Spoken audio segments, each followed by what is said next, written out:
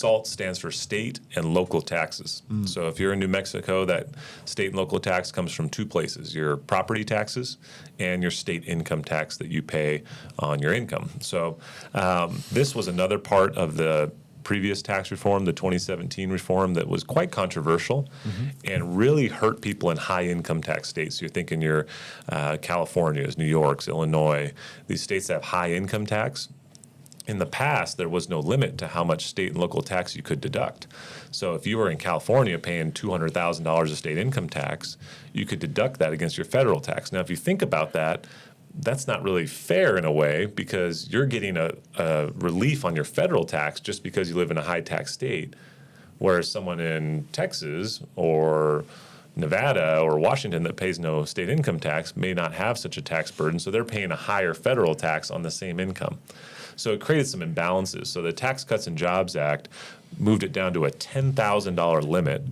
The One Big Beautiful bill bumped that limit up to $40,000.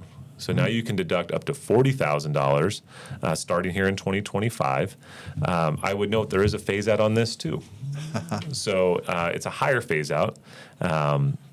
So if you make $500,000 or more, you will start to see that $40,000 limit on your state and local taxes phase down. So I looked at this, for example, for a client who has $800,000 of joint income as a household. Hardworking couple, they both hustle, really make good incomes.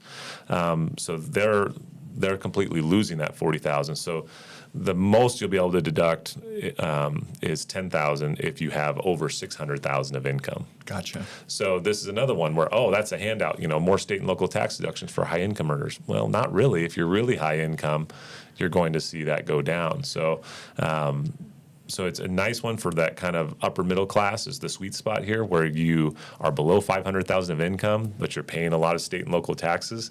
You could get a $40,000 deduction on that state and local tax now instead of $10,000.